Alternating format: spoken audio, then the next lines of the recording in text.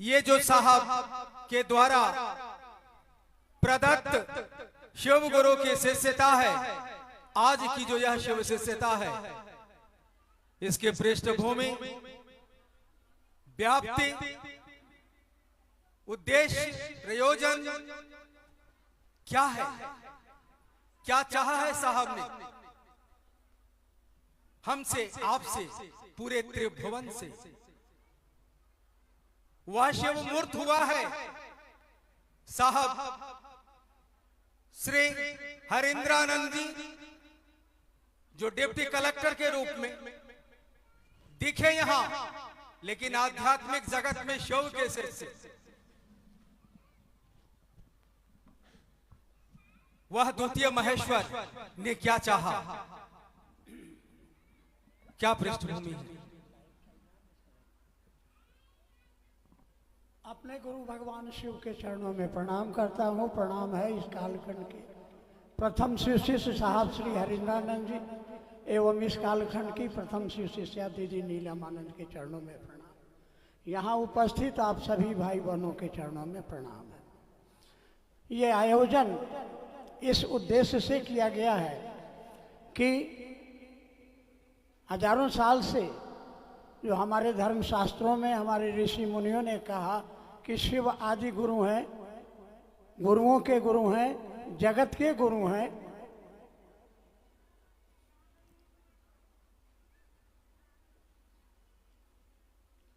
उस जगत गुरु शिव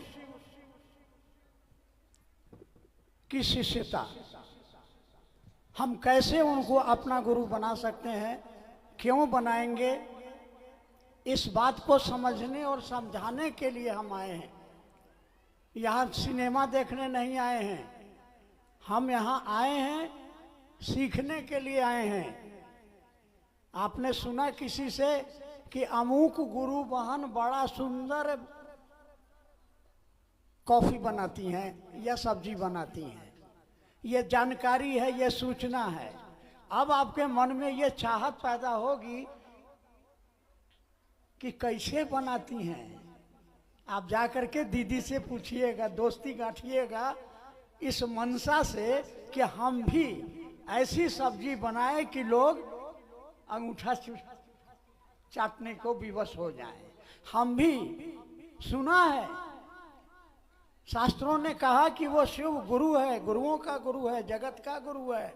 उसके शिष्यों के नाम भी हमको मालूम है, लेकिन 121 ठो नाम जो पुराणों में आता है, उसके बाद में किसी ने नहीं कहा कि कैसे उस शिव को अपना गुरु बनाया।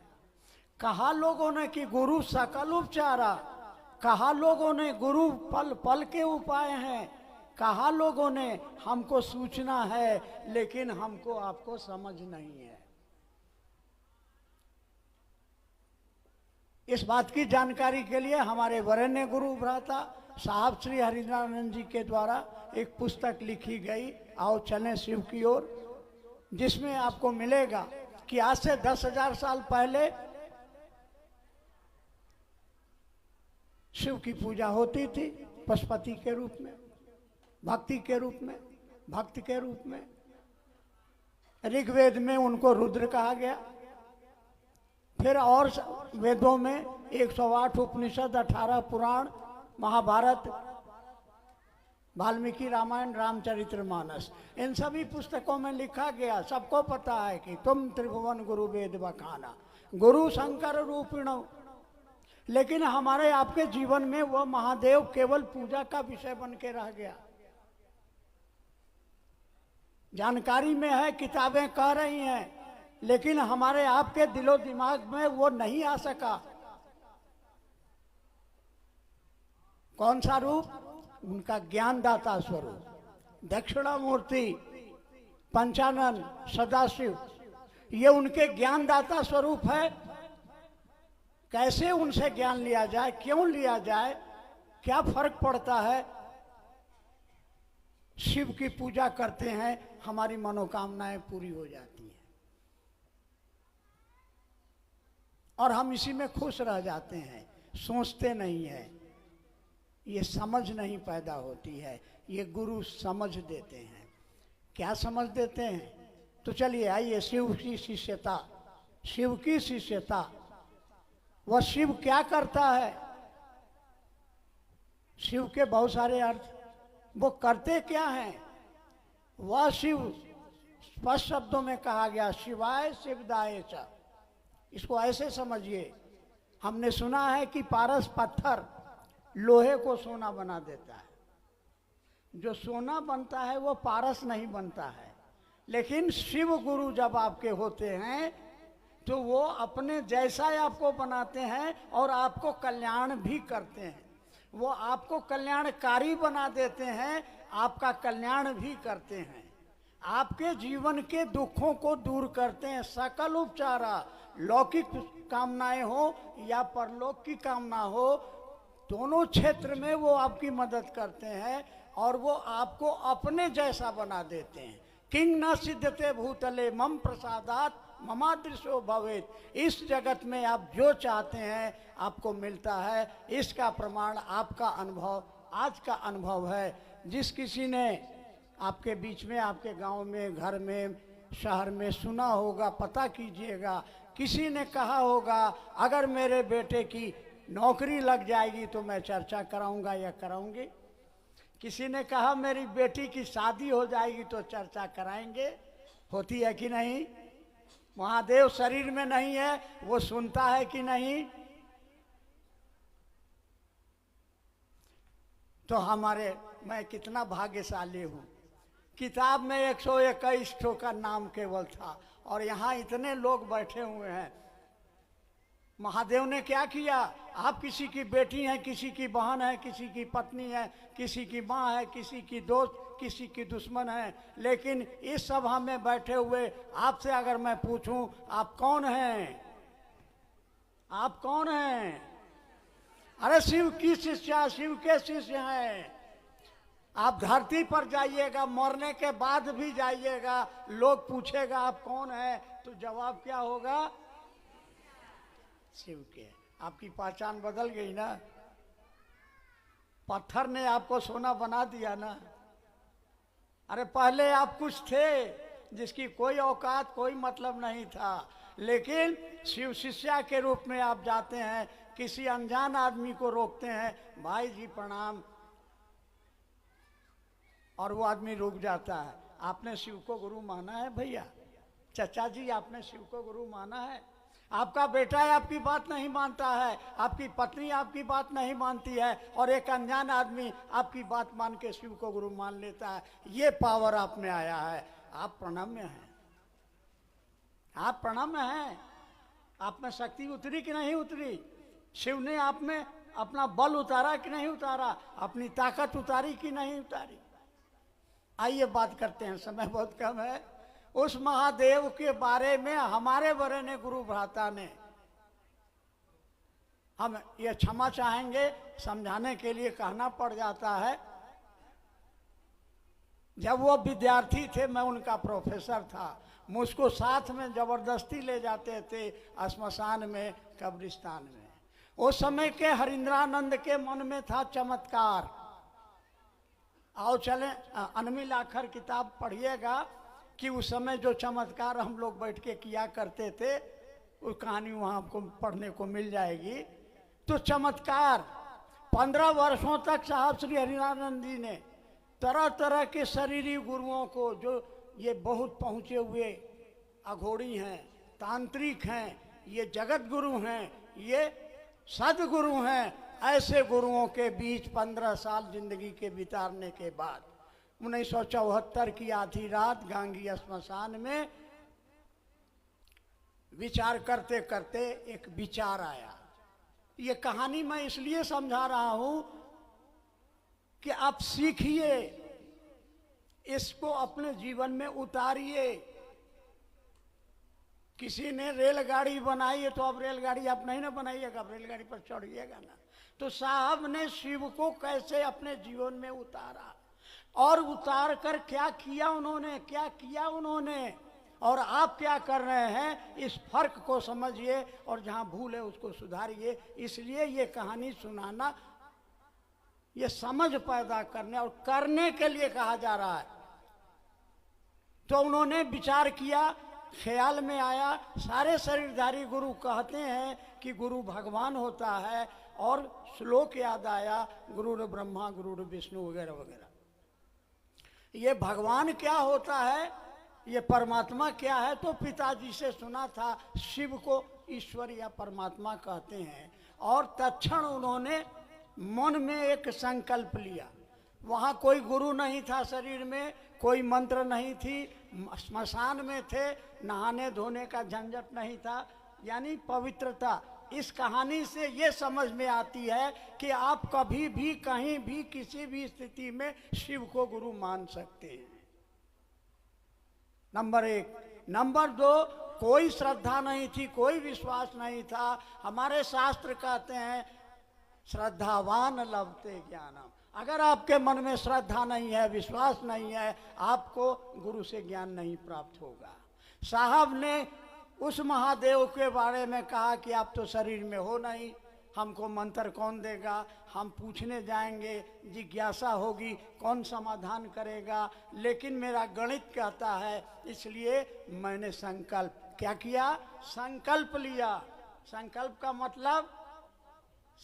का मतलब है कि मैं इस काम को करूंगा, चाहे इसके लिए मरना पड़े, चाहे इससे अपमानित होना पड़े, जय चाहे क्षय, सीखेंगे तो तुम ही से सीखेंगे। ये संकल्प था, इससे हिलना डुलना नहीं है। ये हमारा मन जो है, संकल्प हमारा स्थिर नहीं रहता है। क्षणे रुस्तम क्षणे तुस्तम, रुस्तम तुस्तम क्षणे। एक जगह खड़े रहिए। जीवन में लाख पहाड़ आए, परेशानियां आए, दुखों के सैलाब आए, लेकिन हिलना नहीं है। और क्या सैलाब होता है, क्या परेशानी होती है, तो पढ़िए अनमिल आखर। साहब की जिंदगी में आप देखेंगे कि कितने उनके जीवन में परेशानियां आई, मुसीबतों के पहाड़ आए, लेकिन वो अपने संकल्प पर डिगे रहे। नतीजा आपके सामने है। क्या है नतीजा? कि नतीजा क्या हुआ? अरे जब तक सूरज चांद रहेगा धरती पर, साहब दीदी तेरा नाम रहेगा। ये है संकल्प का प्रभाव। ये है संकल्प का प्रभाव कि साहब ने शर्त में बांधा। कभी आपने पढ़ा नहीं होगा, हमने तो नहीं पढ़ा, हमने वेद पढ़ा, कुरान पढ़ा, बाइबिल पढ़ा, सब पढ़ा। साहब ने कहा कि सुनिए महादेव, आसमान से आइएगा, आपको गुरु नहीं मानेंगे, क्योंकि प्रेत आते थे मेरे सामने। आदमी बन के आइएगा, मैं आपको गुरु नहीं मानूंगा। धोखा है। और तीसरी शर्त, अब तक गुरुओं से जो सीखा था बंद, अब वही करेंगे जो आपके द्वारा। 1 साल उनका जो जीवन बीता, आप हम उसकी तड़प महसूस करने का प्रयास ही कर सकते हैं। वो 1 साल उनके अंदर में जो तड़प थी, कहाँ कैसे मिलेंगे गुरु, कोई बताने वाला नहीं, कोई मार्गदर्शक नहीं था। 1 साल बीता और हुआ चमत्कार। 1975 में मुजफ्फरपुर के तुर्की में उनको वायु मार्ग से नमः शिवाय मिला, और उनके मुंह से निकला, अरे रे रे ये तो खोजत रहनी। और शिव को गुरु बनाया था चमत्कार सीखने के लिए। वो कहा करते थे कि हमको चमत्कार सीखने के लिए, हमने शिव को बड़ी छोटी चीज के लिए माना था।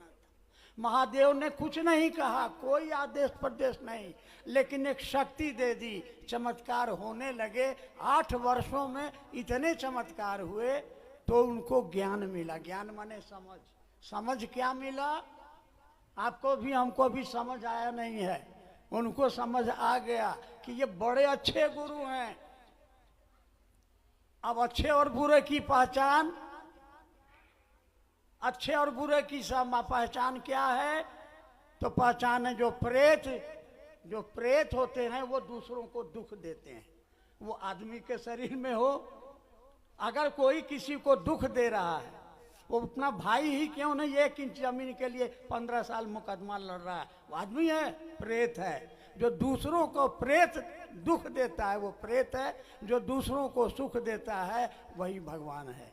तो ये शिव गुरु है, क्योंकि ये 8 वर्षों में लगातार उन्होंने देखा कि लोगों की जिंदगी में जहाँ दुख था, परेशानी थी, अंधेरा था, सोचने भर से ठीक हो जा रहा है। और तब 8 वर्षों के बाद 82 में मधेपुरा में जब वो ट्रांसफर होके गए और मिलने के आए उनसे श्मशान के बचपन के साथी, और पूछने पर उन्होंने कहा कि हमने शिव को गुरु, हम लोग तो श्मशान की साधना कर रहे हैं। साहब ने कहा करे क्या मसान साधते हो, शिव को गुरु बनाओ। और कहा कि शिव को गुरु, हम लोग तो जानते हैं कि शिव गुरु हैं। साहब ने कहा रे जानने से नहीं होगा, मानना होगा। कुछ और घटनाएं घटित हुई, चैलेंज हो गया, और वहाँ के श्रृंगी ऋषि के द्वारा स्थापित सिंहेश्वर स्थान मंदिर में गए कि चलिए वहाँ आप प्रसाद चढ़ाइए, क्योंकि सुना है कि आपके यहाँ प्रसाद चढ़ता है तो वो प्रसाद कोई खा जाता है, वो प्रेत खा जाते हैं। साहब ने कहा मैंने तो नहीं कहा, और रह गया कि मैंने तो महादेव को चढ़ाया था। अब प्रेत खा जाता है तो इसका मतलब है कि भगवान कमजोर है, प्रेत मजबूत है। हमने आपको दिया प्रसाद खाने के लिए और आपका चपरासी आपके जगह पर खा जाता है, तो कमजोरी आपकी है। तो चलिए महादेव पर चढ़ाया जाए। इस कथा से सीखिएगा। 300-400 आदमी खड़े हैं तमाशा देखने के लिए, और जो 15 साल तक श्मशान की साधना में ऐसी कोई विधा नहीं थी कि कैसे भगवान को आवाहन किया जाए और कैसे उनको प्रसाद किया जाए। और उस मानसिकता में वो खड़े होते हैं। थाल में रसगुल्ला गिन के रखा था पंडित ने 50, और बोलते क्या है, मन की स्थिति क्या है। यानी जब आदमी शारीरिक और मानसिक रूप से हार जाता है, कोई उपाय नहीं है, निरुपाय हो जाता है, तब होती है शरणागति। जब होती है शरणागति, और उस शरणागति की स्थिति में न किसी किताब में मिलेगा आपको, न कहीं कहानियों में मिलेगा।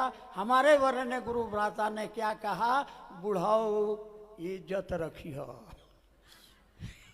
क्या है, किसको कहा था, महादेव को कहा था। उन दिनों वो महादेव को बुढ़ाऊ कहा करते थे, बाद में बॉस कहने लगे। तो बुढ़ाऊ इज्जत रखी हो, और थाल रख दी, पट बंद हुआ, रोशनी चली गई। फिर पंडा जी को लोगों ने देखा, जब रोशनी आई तो जो थाल पूरब में रखा गया था शिवलिंग के, वो पश्चिम में उठ के किसी ने अंधेरे में रख दिया था। पंडा जी को कहा उठा लाइए। पंडा जी ने गिन के बताया 15 रसगुल्ले गायब थे, बाकी को किसी ने। इस घटना में आपकी मन स्थिति क्या है। प्रसाद तो हम भी चढ़ाते हैं और रोज चढ़ाते हैं, लेकिन कोई परिवर्तन नहीं होता है। और मैंने अपने आंखों से देखा है कि साहब ने चढ़ाया। हम एक बार पेठा लेके गए, साहब ने कहा जाए चढ़ा दीजिए, अब 3 ठो चढ़ाए। 10 मिनट के बाद गए, कहें देखिए, तो देखा तो तीनों का तीनों। कहा चलिए तो चढ़ा हुआ प्रसाद चढ़ाते हैं। देखे महादेव लेते हैं, अपने हाथ से लिया साहब ने और रखा। अब मन में क्या किया नहीं किया, बुढ़ो प्रसाद ग्रहण कीजिए। और फिर 10 मिनट बाद गए तो देखा 1.5 गो मेरा गायब था। यह हमने पूछा कि जो बतिया आप कहते हैं वो है तो हमहू कहते हैं, तो हमरा काहे नहीं। तो साहब ने कहा कि आप दिमाग से कहते हैं, मैं, ये सीखने वाली बात है। दिल से कहिए, दिल से कहिए तो वो सुनते हैं। और इसके बाद 4 साल बीता, 82, 4, 86, 86 में उनको आकाशवाणी हुई, तुम जो करते हो कहते नहीं हो। उन्होंने कहा कि मैं जो करता हूँ कहता हूँ। आवाज़ ने कहा असत्य बोलते हो। साहब ने कहा मुझको झूठ बोलने की आदत नहीं। बाद में साहब ने हम लोगों को समझाया असत्य और झूठ हम लोग समझते हैं दोनों का माने एक के है, दोनों के 2 अर्थ हैं। आवाज़ ने कहा क्या करते हो। साहब ने कहा कि मैं लोगों को शिव का शिष्य बनाता हूँ।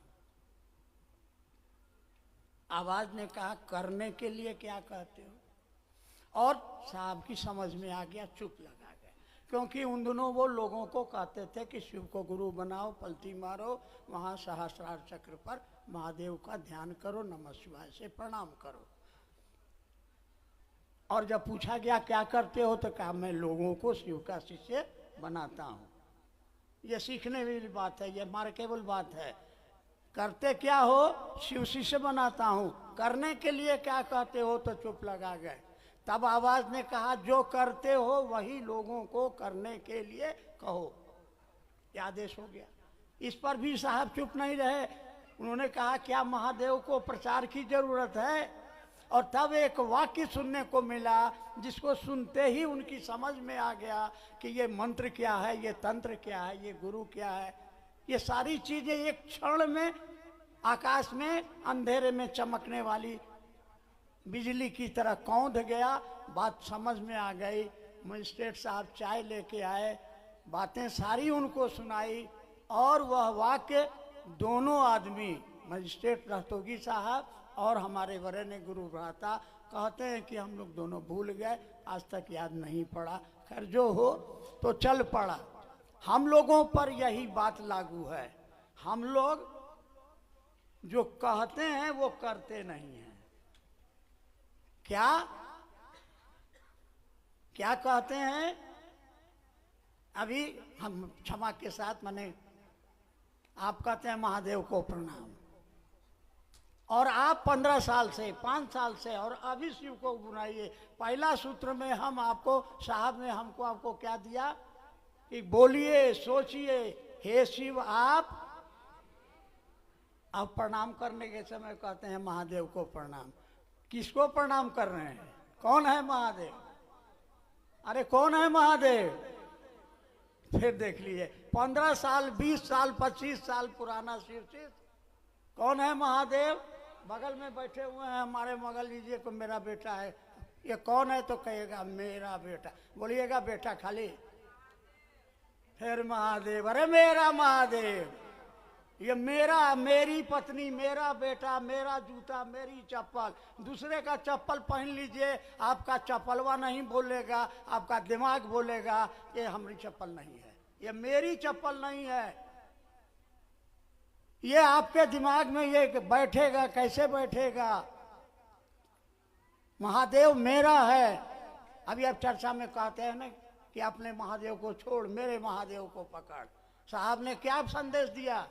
वह महादेव जो सबका है, वो जगत का गुरु है, उसको अपना बनाओ, अपना। मैंने साहब से पूछा था आपका महादेव कैसा? अकेले में सोचा कुछ रहस्य होगा। साहब ने जवाब दिया मेरा महादेव सड़ा हुआ मांस का लुथड़ा है, क्या करें, फेंक दें? जैसा है मेरा है। इसलिए बराबर साहब कहा करते थे मैं और मेरा महादेव जिंदाबाद, फिक्र नॉट मिजाज आप। तो कौन है महादेव? जब भी हो याद कीजिए। इसीलिए आपको साहब ने पहला सूत्र में लिख के दे दिया कि आप शिव को जानना चाहते हैं, अपना गुरु बनाना चाहते हैं, तो इस वाक्य को रोज मूक संभाषण यानी मन ही मन महादेव को कहिए। इस विज्ञान को साहब ने समझाया। बोली कुछ दूर तक जाती है, मन की बोली बहुत दूर तक परमात्मा तक जाती है। इसलिए बोलिए, क्या बोलिए? हे शिव। रोज बोलना है। जब अपने बोलिएगा तब दूसरे को बोलिएगा तो असर पड़े। अपने करवे नहीं कीजिएगा और दूसरे को कहिएगा तो वही लागू होगा कि तुम जो करते हो कहते नहीं हो, जो कहते हो उसको करते नहीं हो। करिए। नंबर 2, चर्चा करते हैं, चर्चा करिए। इसके पीछे आपकी मंशा क्या है? क्यों चर्चा करते हैं? पैसा के लिए करते हैं। आज पैसा लेके लोग चर्चा करते हैं, पद के लिए, सम्मान के लिए, सुविधा के लिए। साहब ने कहा चर्चा इस मंशा से करो कि दूसरे के मन में अगर शिव शिष्टता का दिया जल गया, उसका भला होगा तो मेरे मन में भी दिया जलेगा। इसलिए कर भला तो ध्यान की अनुपम विधा है। चर्चा जितनी देर करिएगा आपका मन महादेव से जुड़ा रहेगा, आपका रिचार्ज होता रहेगा। चर्चा पद के लिए नहीं, पैसा के लिए नहीं, बल्कि इस बात के लिए करिए कि आप दूसरे के मन में महादेव को अगर जगा सकते हैं तो आपके मन में भी महादेव जगेगा, क्योंकि जो आप देंगे वही, या प्रकृति आपको, तुम 1 पैसा दोगे वो 100 पैसा तुमको लौटा के देगा। Every action must have equal and opposite reaction. आप जो देंगे वही आपको मिलेगा। इसलिए आप दूसरों को समझाइए। आज तक आपने जो भी पूजा किया है अपने लिए किया है, अपने मोक्ष, अपनी मुक्ति, अपना भला, अपना बेटा, अपना पत्नी के लिए किया। पहली बार साहब ने वो रास्ता सिखाया कि आप भला चाहते हैं अपना, तो क्या करिए, दूसरों के दिलों में शिव शिष्यता का चिराग जलाइए और प्रणाम करिए। किसको प्रणाम करिए? महादेव। फिर वही जवाब, किसको प्रणाम करेंगे? तो अपने महादेव को। अपना महादेव आपका कैसा है? किस महादेव कहते हैं? प्रणाम करने बैठते हैं, नमः शिवाय नमः शिवाय नमः शिवाय, आगे आगे आगे बिया, अरे सब दूध गिर लो, नमः शिवाय नमः शिवाय, और जा जा जा जा सब बकरिया धान चट ले, नमः शिवाय नमः शिवाय। किसको प्रणाम कर रहे हैं भाई? किसको बुड़बक बना रहे हैं? तो हमारी नीलम दीदी ने क्या सिखाया है आपको? लेकिन खाली भजने गाने के समय आपको याद रहता है, देवों का देव मेरा महादेव, जगत दाता महादेव, मुक्ति दाता महादेव, मंत्र दाता महादेव, तंत्र दाता महादेव। किसका महादेव है? मेरा महादेव। किसको प्रणाम कर रहे हैं? मेरा महादेव कैसा है? तो मंत्र दाता महादेव, देवों का देव महादेव, जगत दाता महादेव। उसको प्रणाम करने में मन हेने होने भागेगा। और क्यों प्रणाम करेंगे? कुछ नहीं चाहिए, प्रणाम करना गुरु दक्षिणा है। अरे जगत गुरु, गुरुओं का गुरु, जगत गुरु, मेरा गुरु, उसने मुझको दे दिया, अब हम क्या चाहिए आपसे? साहब ने पूछा, सुनिएगा कभी पर, गुरु चाहिए कि ज्ञान चाहिए? गुरु चाहिए कि ज्ञान चाहिए?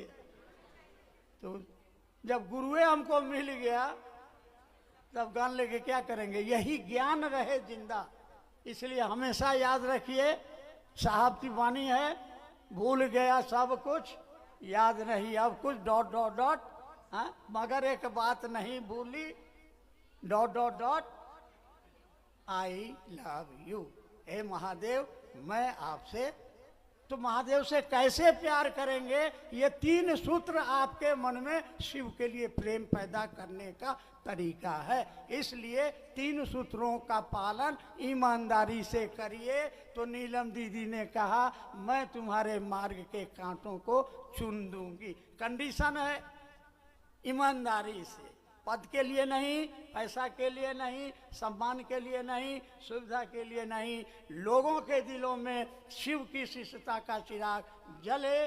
मात्र इस उद्देश्य से अगर आप 3 सूत्रों का पालन करते हैं तो न केवल आपका जीवन शिवमय होगा बल्कि पूरी धरती शिवमय होगी। और साहब ने वो सपना देखा, दीदी ने वो सपना देखा। हम कहते हैं साहब का संकल्प, दीदी का संकल्प। क्या है साहब का संकल्प? क्या है साहब का संकल्प? साहब का संकल्प है कि महादेव मुझको रौरो नरक में रख दीजिए, हमको कोई दिक्कत नहीं है, शर्त है कि दुनिया के एक एक आदमी के दिलों में शिव की शिष्यता का दिया जले, ताकि उसके जीवन में शिवत्व हो, सुख हो, शांति हो, समृद्धि हो। वो दिन कैसा होगा जब सारी दुनिया में शिव ही शिव होंगे। ये उनका संकल्प, ये उनका जीवन का उद्देश्य रहा। और इसी काम को हमारी नीलम दीदी ने मर मर के किया। साहब ने भी अपने जीवन के अंतिम क्षणों तक इस बात को केवल कहा नहीं। जब पारस हॉस्पिटल में वो भर्ती हुए, 10,000 आदमी जमा हो गए, तो साहब ने कहा, इतने गुरु भाई आ गए, धूप है, गर्मी है, पानी और सत्तू की व्यवस्था करो। राजेश 3 सूत्र का कार्ड लाए हो? राजेश जी ने कहा नहीं। कहा जाइए लेकर के आइए, और हॉस्पिटल के जितने मरीज हैं, कर्मचारी हैं, डॉक्टर हैं, सबको 3 सूत्र का कार्ड। ये है गुरु के प्रति। और अंतिम बात हमारी बरखा दीदी बराबर कहा करती हैं कि जब आप क्षेत्र में निकलें कभी भी मत समझिए कि आप अकेले हैं। आपके साथ महादेव हैं, आपके साथ दीदी नीलम आनंद है, आपके साथ साहब श्री हरिंद्रानंद जी हैं। इसलिए आप जब भी चलें तो इस बात को याद रखें, रहो तो शिव, बनो तो शिव और जियो तो शिव।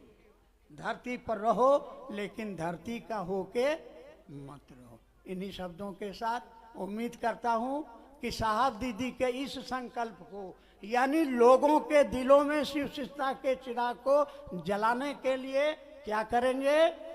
गुरु से दया मांगेंगे, साहब दीदी से आशीर्वाद मांगेंगे। क्यों मांगेंगे?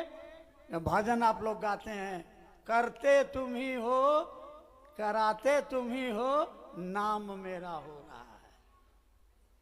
कभी मत समझिए कि हमने किया, वो गुरु की दया से मैं इसको माध्यम बनाया गया। साहब ने कहा आप मेरे रिप्रेजेंटेटिव हैं, आप मेरे रिप्रेजेंटेटिव हैं। वह शिव अपनी शक्तियों से काम लेता है, आप शिष्य हैं, आप शिव की शक्ति हैं। और सबसे ज्यादा शक्ति जो है लक्ष्मी जी, सरस्वती जी, दुर्गा, भगवती, सब तो यहाँ बैठले हैं। आप चाहिए तो घर को स्वर्ग बना दीजिए, चाहिए तो ईटा ईटा बेचवा दीजिए। और आप ही की संख्या ज्यादा, हमारा गुरु भाई लोग तो कोल्हू का बैल है, जुटते रहिए। इसलिए आप लोग दया कीजिए, शक्ति है, आप लोग दया कीजिए, खुद चलिए और हम लोगों को भी ले चलिए। इन्हीं शब्दों के साथ आप सभी के चरणों में मेरा प्रणाम।